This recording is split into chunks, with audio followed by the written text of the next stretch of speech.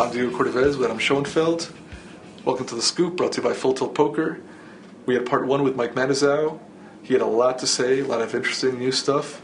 So we brought him back for part two. Another side of Mike Matusow. Well, it's been good. We want to hear what he's got to say. If people missed part one, they can look for it on Card Player TV, and we'll try and wrap things up with him. I mean, you and Scotty have been connected for a while, just from the time that he won the main event. Right. And he's had a lot of success in Omaha 8 tournaments. He's the best short-handed Omaha player there is.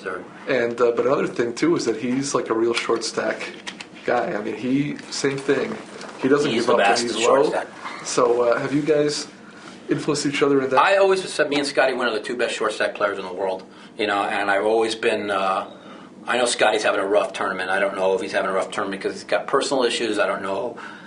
He called me the other day. He wanted to talk to me about something. I haven't talked to him, yet about it. I haven't got to it, but I'm sure there's something behind it. I know why Ivy's having. Everybody knows why Ivy's having a rough series. Ivy's having a rough series because he's killing himself. Like Doyle said, he played with him for 13 hours. He'd never seen Ivy play worse in his life. He may not be used to just trying to play 55 tournaments in a month and a half. Why are you playing? You were supposed to be in there with your guns. I mean, he had the horse tournament. He had all those chips and just give them away. You got to play in the 3K horse. Yeah. You've got to just relax and let the game come to you. Ivy knows. You can't force it. You cannot. Ivy has been the greatest from his patience. Nobody understands. Ivy's not the best because he plays aggressive and Right. Ivy's always been the best because he picks a spot and he's patient. Yeah. He has not had that. He's aggressive when it's warranted and when it's working. All right, and he's not had that, and he's had all the pressure of this. The bracelet bets. What he's on the verge of losing. He had what he lost on the Lakers. Okay, and he's not used to losing. Mm-hmm. Now all of a sudden, the money still I'm sure doesn't mean anything to him. He'll be okay. Yeah. He's going to be okay. That's a lot of things to have in your head. Yeah, but all of a sudden you go from somebody with that always is smooth and to he's not used to the boom. He's used to the. Right. This is the roller coaster Ivy always rides. He don't ride this roller coaster. Right. So you can deal with that better than he can. I ride this roller coaster. you, all of us ride this roller coaster. Mike, I want to ask you about that because you've got this new attitude. Now, I'm asking this seriously, not as a joke or put down. Right. Is it because you're on the right medication now? Is it because you're working out? What's the cause and effect? Well, it's my medication I've had is always up and down. 70% of the time it's going to be good. During the Omaha 8 or better, day 2 I woke up, I thought I was going to die. Halfway through day 3 I was having major issues. And a lot of that is coming, it's been in and out because I feel I haven't been running. When I was running every single day, I thought my medication was really level. I mean, you did a weight bet. You lost a lot of weight. You look great now. You're running on the treadmill 5 miles at a shot. You told me a couple of weeks ago when I saw you that you were playing online, you had kind of a frustrating session, you just jumped off, you got on the treadmill, you just ran 5 miles, which is fantastic from every perspective. Right. So it seems like all of it together has really had it's really the fact that, okay, I lost the weight, okay, and this is what I like to tell people this all the time. When I made weight, okay, I told people on the mouthpiece and everything else, what I had to accomplish the last 4 days to make weight was... You put yourself through hell. I put myself through more than hell. It was probably the toughest mentalist thing I've ever done. It was. And I say to people all the time, when I was mentally able to accomplish that, it allows me to come day in and day out here and mentally stay focused every single day with my goals of what I want. Mm-hmm. Instead of, it's another tournament. Oh, God, I got to get back down there again. Oh, my God, I'm so tired. You're able to have that drive because... even when I almost gave up, which, this Omaha tournament is my greatest accomplishment, finishing 5th of all my poker tournaments of all time, because it was always the 02 tournament because of what led up to it, and I was coming down, I was withdrawing from my, everybody knows all the stuff that I was going through back then, but this tournament was so amazing because I had a really bad medical problems on day 2, not really medication problems, but I had I don't know what I had, but they wanted to take me to the hospital. Probably just related from all the stress of losing the weight. I woke up starving yourself at the end. It might have been, but I woke up day 2 of this Omaha 8 or better tournament. I was sick as a dog. Everybody says just just don't go. I go, no, I got to play. I got to find a way through it. And I took my medication. I ran for like 10, 15 minutes on the machine. I grabbed something to eat. I felt better. I came down and got really good focus. Never won a hand. And this was such a major second hand off the deck. I win. I go from 47 to 57,000, and then blind myself to 12,000 in chips. Mm-hmm. And this is why I talk about my accomplishment so much, is because I never played a bad hand and gave up. You understand? Mm-hmm. I just was blinding around and blinding around and blinding around. And now we're playing 3 and 6,000, 15 and 3,000 blinds. I got 12,000 in chips left. And then I got the break. The table breaks right on my big blind, right before I take my big blind. And I get moved right behind the button. Yeah. Okay. That's huge. This is a big break, And then, I come, a couple hands go by, and I tell people this. These are people don't understand about Omaha 8 or better tournaments. Guy raised it right up in the one hole. Next guy called. I got ace, queen, 7 deuce. I just folded. Nobody's going to fold that with 12,000 in chips. Okay, mm-hmm. I folded because I understand the guy just raised in the one hole in Omaha 8 or better and just got called. The low cards have been used up. Well, somebody's got ace deuce too. Okay, right. And my high has got ace queen, has got a land perfect, and the 7's a piece of shit. Yeah. Okay, but people don't understand. This is a piece of shit hand. Okay, it was a no-brainer fold. Now the very next hand, the same thing happens. The next guy raises in the one hole. The next guy calls. I got ace 3, 6, 10. This time the ace is suited, but now I have to think about it because I do have the ace suited, but I know that ace 3 is a pile of shit. The ace 6 and the 10's a pile of shit. Got a land perfect suitor, I'm dead. I pitched that hand. Both of those hands went to the river. Both of those hands I go broke. Right. Instead, you're forced when my big blind comes, the guy on the cutoff raises, I got deuce 4, 10, jack with the 10 suited, and I say I'm calling this time because the aces are live. Yep. And the board come jack 7, 8, and I fired out 3,000, and he went right into the muck, and I pick up the 6,000, the 6,000 and the 1,500, and that's the difference of winning or getting where I got in the tournament to where going out. And people don't understand that. This is the difference that I see between maybe the old Mike and the new Mike, and I hope the new Mike is here to stay. Oh yeah. You realize that sometimes finishing 5th is a great accomplishment, and you're not bemoaning your bad luck. You're analyzing the hands calmly. You have a calm about you. You had to look at the final table to know that you were going to have to get lucky to win. You were sitting there with a 9-handed. 10, when we were 10-handed, you were sitting there with the best Omaha players in the world. 18-handed, there was 15 of the best Omaha players in the world. I knew that I felt me and David Chu were the two to beat, for sure. And David got super, super duper unlucky. He made some great folds. Jason Gray played like he was playing in a cash game, which was great. David Benjamin was playing like he was playing in a cash game. The only one that was playing the best, was the kid that got second. And the kid that got second, I thought was the best player. And David Benjamin would say, well, he's not the best player. He just plays tight. Right. Okay. Well, when you're playing the blind structure, you're playing with 4 million in chips, and you're playing 25 and 50,000. Well, you play one hand loose, and you're out the tournament. David had to get hit with the deck to win. And David played well, though. He played, the dinner break hit him. Just in time, he went from 1.5 million to 800,000. And if the dinner break don't hit him, he's done. Right. Then he played real solid the next 2 hours. He regrouped. And he played really good. And then, of course, after I went out, the deck hit him. And I think me being in front of him was a big. Mike, I just want to get to something about you as a person. I'm going to speak frankly to you, perhaps more frankly than anyone in my position spoken to you before. In the past, I was worried that you were a guy who was out to destroy himself. Seriously. I was. And you were doing a good job of it. And now, I did a great job of it. So, how did you change? Give it to me brief. Power of positive thinking. Losing poker after dark and trapping Gavin Smith with 2 aces and coming runner straight. And after the first straight card came, I said, I lay 15 to 1, I'm going to lose. And I lost, and I ran out and slammed the door, went in a corner, kind of started crying a little bit, was depressed, and Maury came up to me and says, you might definitely be the unluckiest player I've ever met. And then that's when I realized I'm not. I bring my own luck. And it just dawned on me. It just hit me. It just hit me like a ton of bricks. I lose because I wish myself to lose.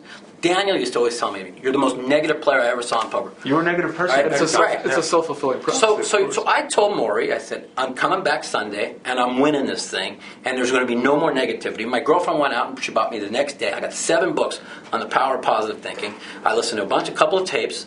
I come back Sunday, I win poker after dark. I then win $700,000 playing live.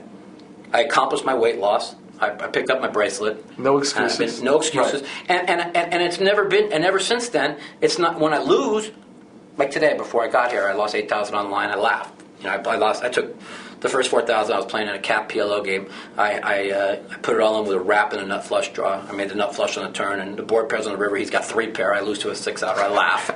Okay. I laugh now. I laugh. Right. And in the next hand, I pick up aces against aces, and he makes a straight, and I laugh again. Right. And I just get off, and I say, oh, I just lost 8,000. Now the old Mike would throw things against the wall, talk about how unlucky he is, And you might throw and 8,000 after stay that. in the game Yeah, right. mentally, not together, and probably play bad and lose 40 or 50,000. See, that's a self-fulfilling prophecy, which is you take a little bit of bad luck, and then you turn it into a disaster, not because of luck, but just because you've come unglued from a little bit of bad luck. Right. Standard But see, poker, now bad life thing. also is because of my positiveness, and no matter how positive you are, poker's poker. You're not going to. Yeah, you can't control change the card coming The out cards. of the deck, right. I like to joke around, like at the Omaha final table. I was like, doing everything positive I could. I'm like, don't tell me these cards don't have brains. I know they got a brain. And if you think negative, you're going to lose. Like David Chu, when he picked up his jacket before the final card left. Right.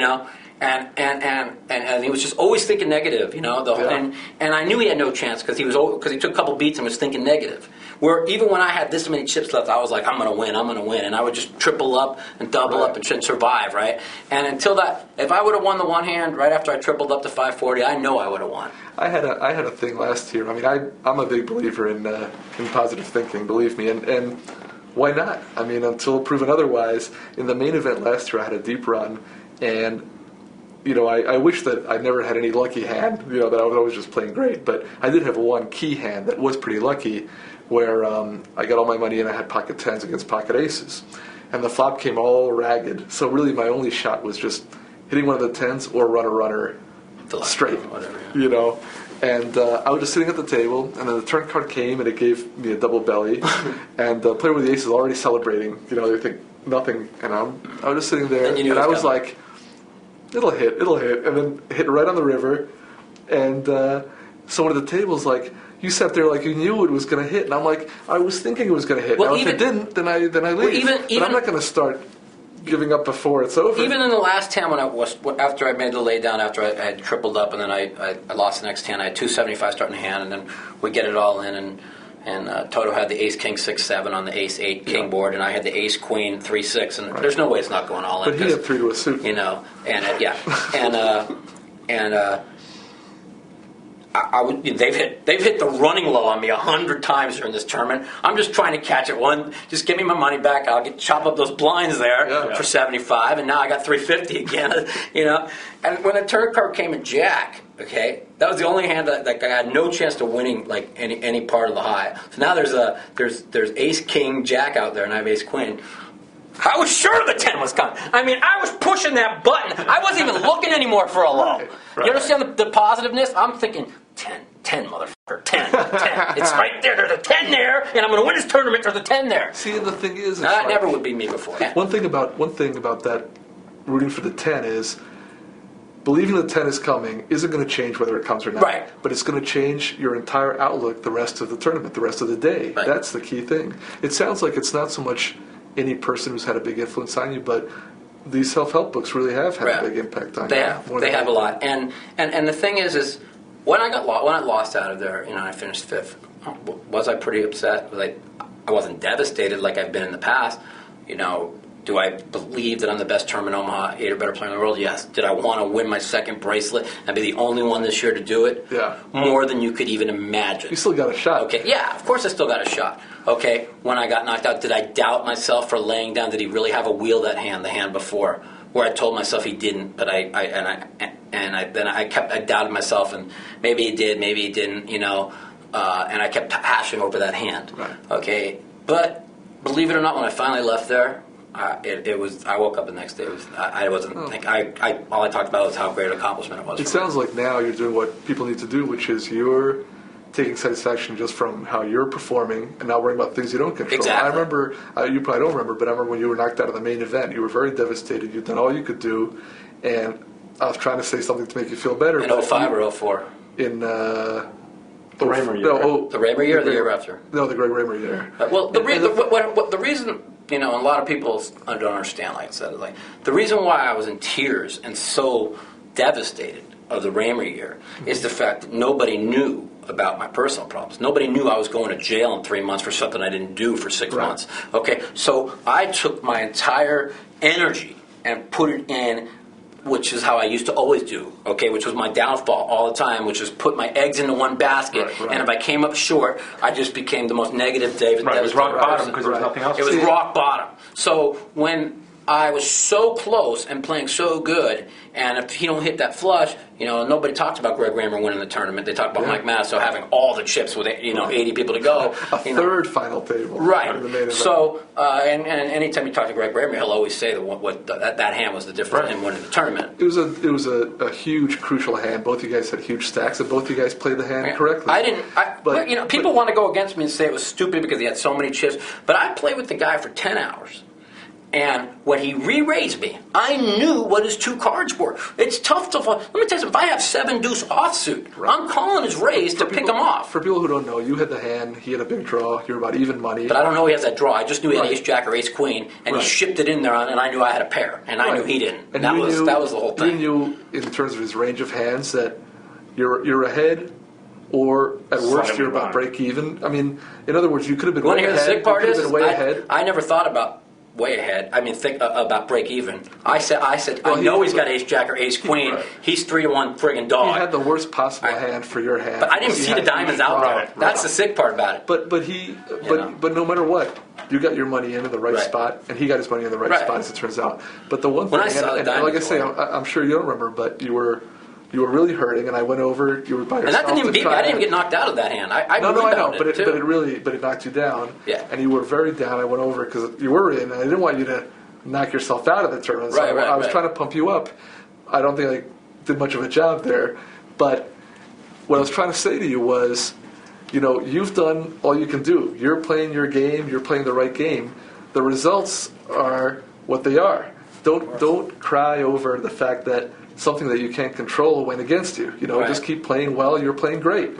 Now, like I said, I think you had so much going on that there's no way, what I say to you is going to pick you up. But I think now you don't even need that. Now you pick yourself up. And as devastating as that was, it was also when I went to right before I went in, after that tournament, and we went to Aruba in the ultimate bet. And I finished third there, and I was going to jail in 3 days. Yeah. So me getting that 8 on the river, I mean, if I win that hand, I win the tournament.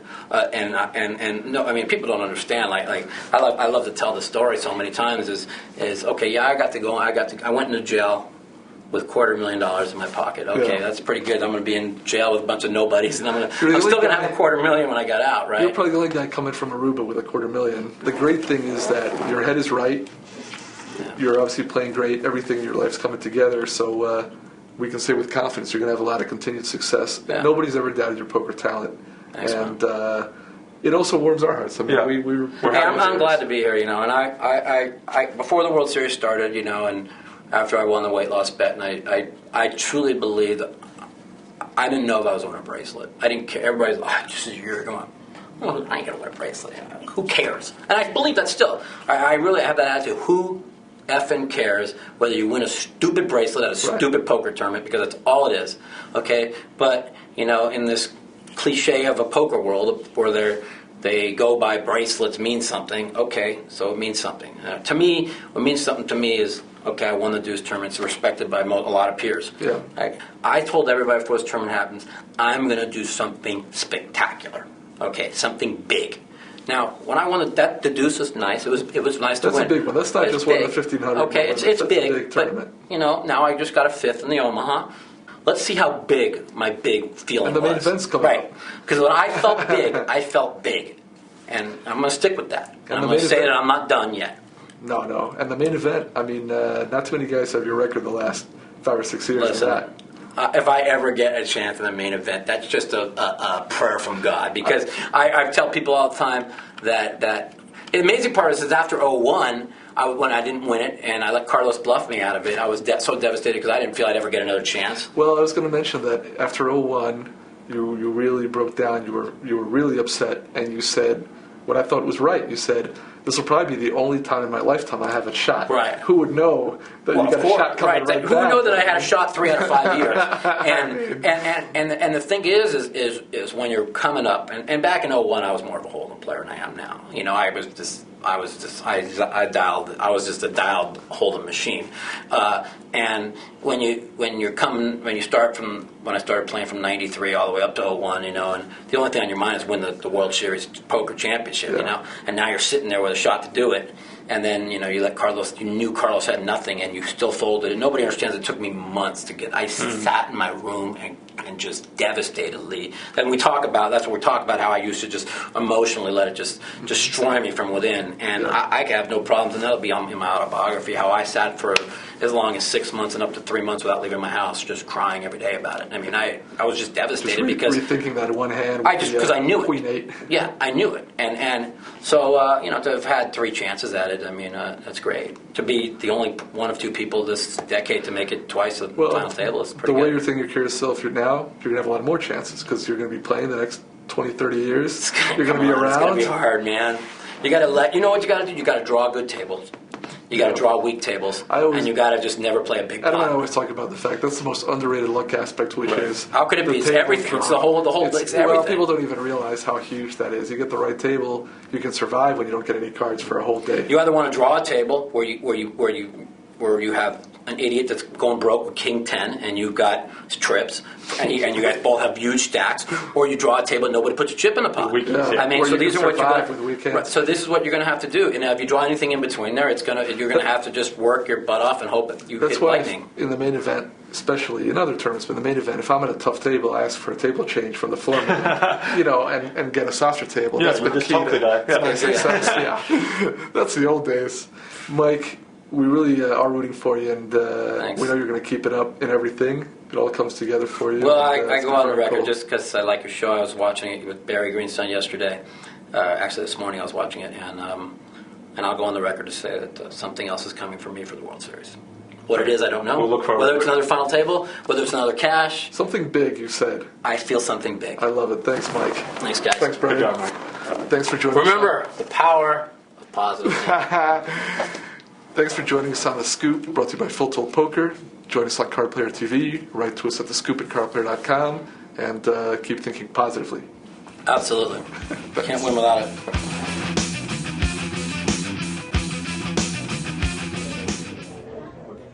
2 bracelets. Awesome. Well, you know, these aren't easy to win. I remember this one like it was yesterday. My opponent had me down to my left. Sorry. Anyway, it's down to my last few chips. So, I had to call. We play at FullTailPoker.com.